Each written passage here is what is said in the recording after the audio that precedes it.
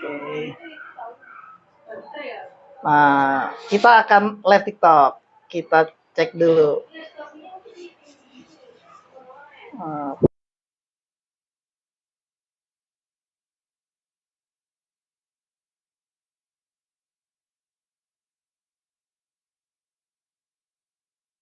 Belum. Takutnya nggak keluar. Di situnya nggak ada suaranya gitu maksudnya. Ya, keluar ya. Nah, kalau sudah keluar, kita mulai nih Bu Jija. Cek sound, cek sound.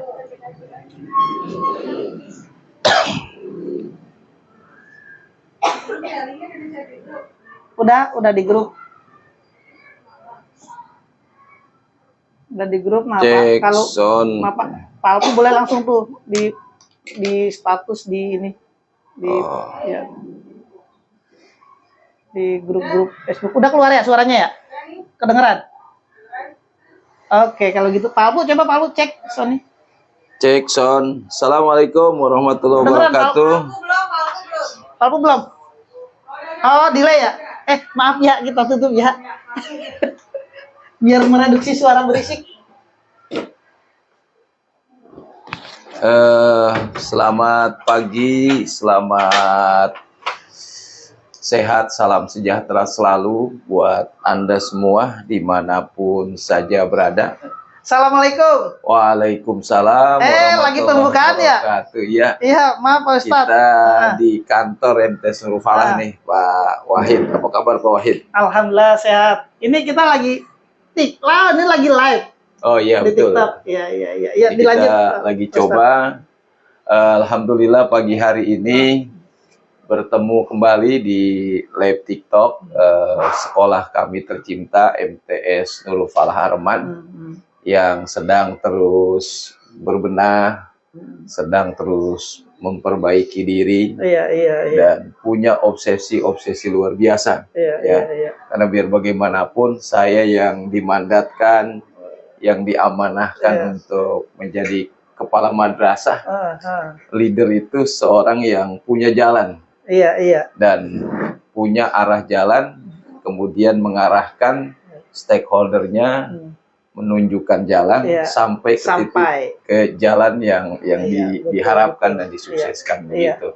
Itu kan luar biasa sekali ya Ustadz Alpu ya. Nah, ini kan kita tahun ajaran baru ya, sudah kita mulai ya. Betul. Alhamdulillah hampir sebulan kita sudah laksanakan. Nah, itu kita sekarang udah menerima berapa siswa Pak Bu? Untuk tahun ini kita menerima hampir 55 siswa. Iya.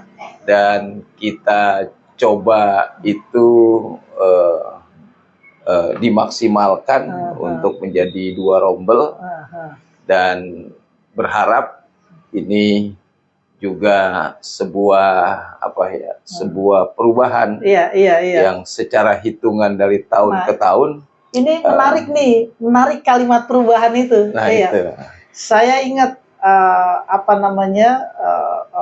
kalimat dari Prof. Renal Kasali, karena saya pernah belajar dengan beliau secara langsung itu.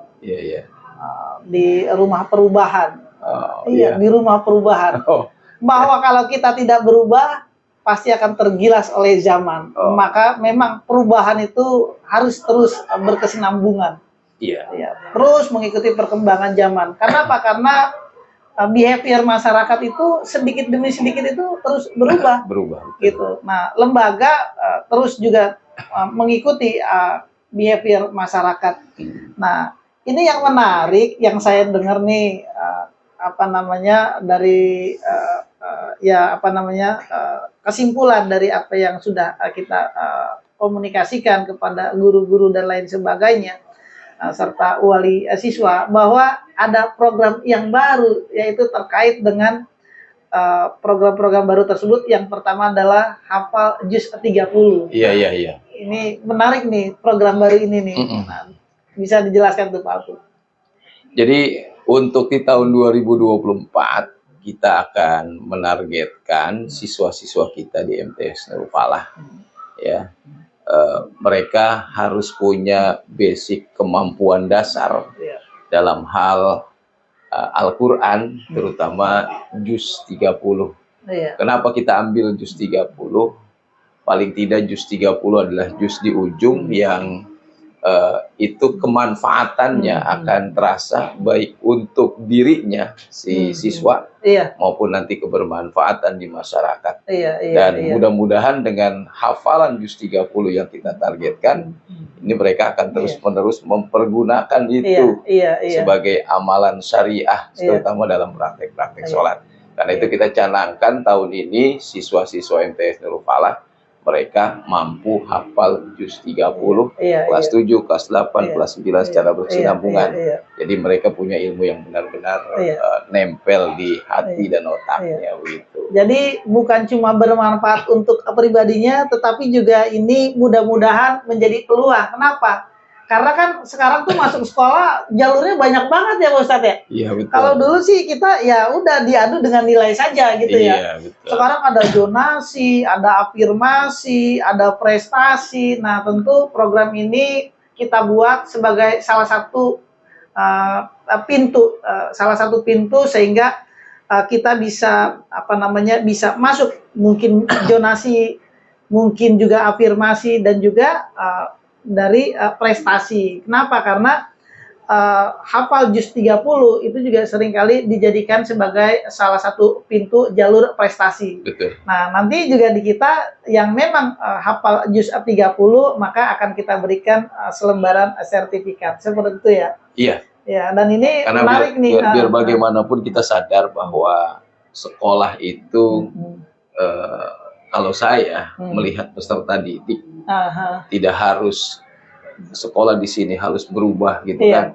Biar bagaimanapun mereka itu adalah batu yang harus kita terus poles sampai akan terbentuk mana mutiara, mana permata yang menjadi keberlanjutan mereka untuk kesuksesan. Salah satunya di juz 30 itu menanamkan cinta kepada Al-Quran gitu.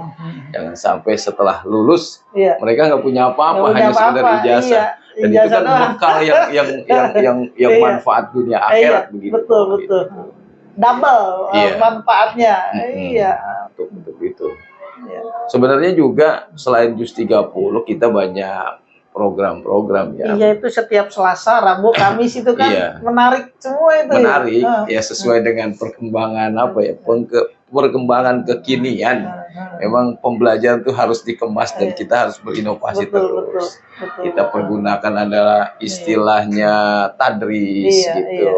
Walaupun secara ini tadris ada aslinya, tapi sesungguhnya di Nurul Falah tadris itu adalah sebenarnya singkatan. Apa tuh, Pak Bu? Gitu, untuk mempercantik kegiatan kita. Gitu. Jadi ini kalau siswa-siswi Nurul Falah ini namanya orang tuanya adem terus ya, didoain terus setiap pagi. Iya, di program tadris itu pertama awalnya pagi kita lakukan sholat duha, gitu. Sholat duha itu kan membentuk karakter kebatinan. Kita olah fikirnya, tapi kalau olah pikir ya tanpa zikir gitu akan membentuk kesombongan, gitu kan? Maka olah fikir kita asah kecerdasannya, perkuat dengan zikir sehingga mampu menciptakan anak yang cerdas tapi berakhlakul karimah. Obsesi kita begitu berdasarkan visi dan misinya. Maka pagi itu sholat duha tuh. Ya kita doakan untuk dirinya, berkah hidupnya. Kita doakan anak-anaknya dan orang tuanya agar ya orang tuanya yang berusaha, yang berniaga, dia mendapat keberuntungan dengan berniaganya, yang jadi pengusaha sukses dengan usahanya, yang punya hajat dan keinginan, dia pasti berharap dari dua anaknya sukses keinginannya terus. Yang yang dia objekan mungkin goal objekannya kan gitu. Jadi Bapak Ibu itu tadris tuh gitu. Ini Bapak Ibu bisa bekerja ya sesuai dengan profesinya. Anak-anak di sini di pagi hari itu sudah mendoakan ya.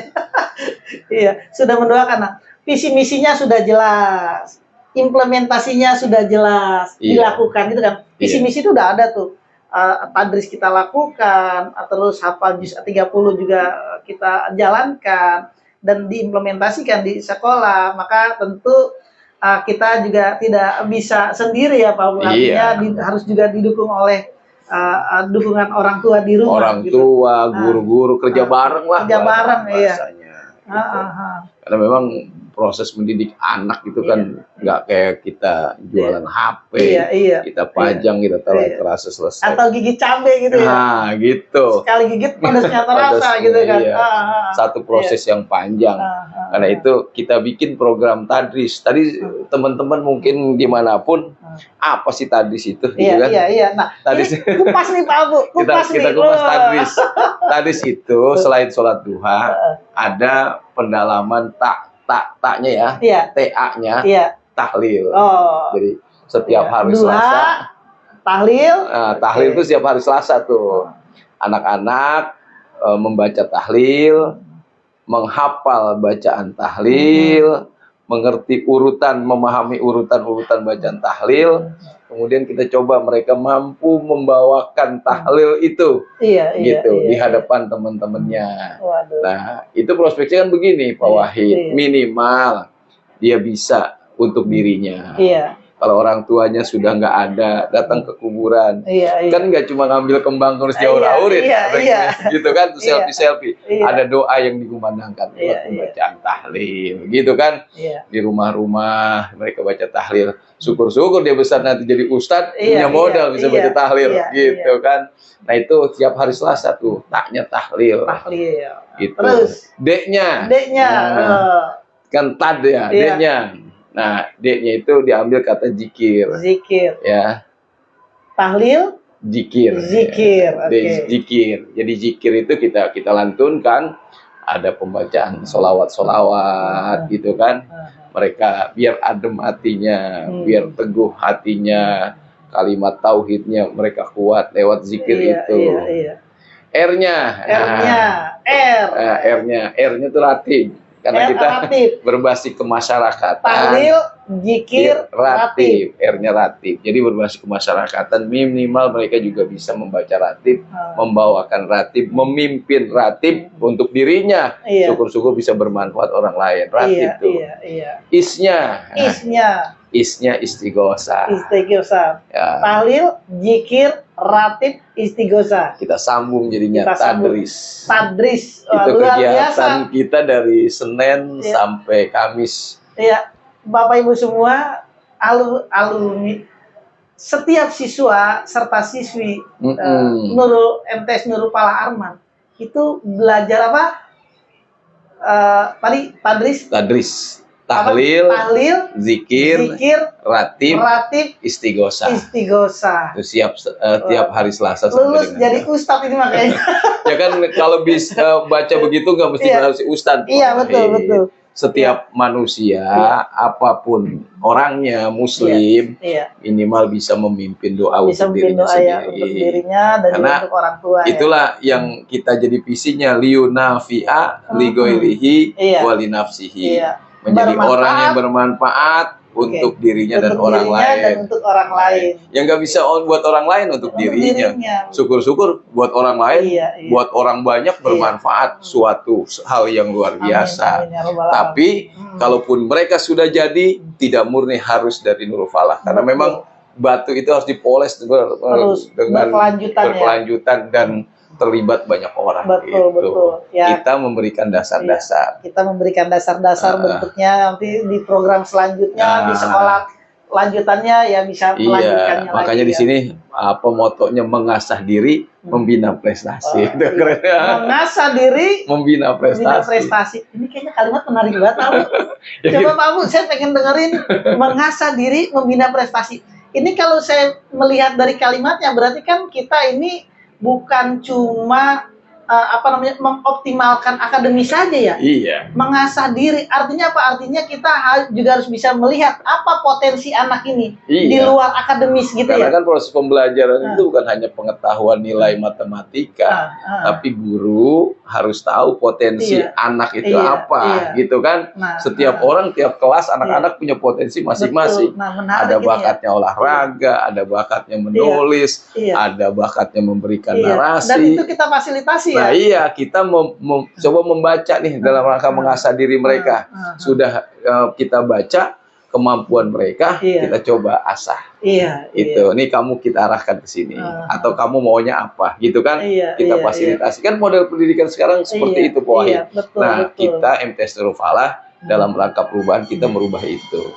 Setelah tahu apa potensinya, nah mengasah diri, dibina untuk menjadi sesuatu siswa anak yang berprestasi, mampu bersaing di masa yang akan datang. Ngomong-ngomong, tahun lalu di kegiatan Porseni, infonya MTS Nurul Falah Arman itu salah satu siswanya juara lari tercepat. Oh iya. Sekecamatan Cimanggis. Nah itu, alhamdulillah tuh ada satu siswa namanya Bagza ya. Ya siswa itu ya kita coba, kita perhatikan, kita cari. Ternyata potensinya luar biasa. Kita fasilitasi. Mereka-mereka yang biasanya pendiam ternyata kita kasih di futsal, mereka punya prestasi di futsal gitu kan. Ya mereka senang senang kepada kegiatan-kegiatan itu sesuatu yang luar biasa daripada hanya duduk main handphone. Kalau ternyata dia punya, kita lihat nih punya potensi di bidang olahraga, kita ada apa aja tuh fasilitasinya? Olahraga, kita memfasilitasi olahraga, ada seni bela diri. Seni bela diri. Seni bela diri itu kan. Seni bela diri ada. Terus apa lagi? Terus ada futsal. Ada bola poli. Bola poli. Ada panahan. Panahan, bola bekel ada Pak? Bola bekel. Iya, nanti kita akan coba itu bola bekel. Sebab itu olahraga tradisional ya enggak? Bahkan beberapa sekolah ada egrang gitu kan, egrang dalam rangka mencintai budaya. Tapi kita coba itu ya.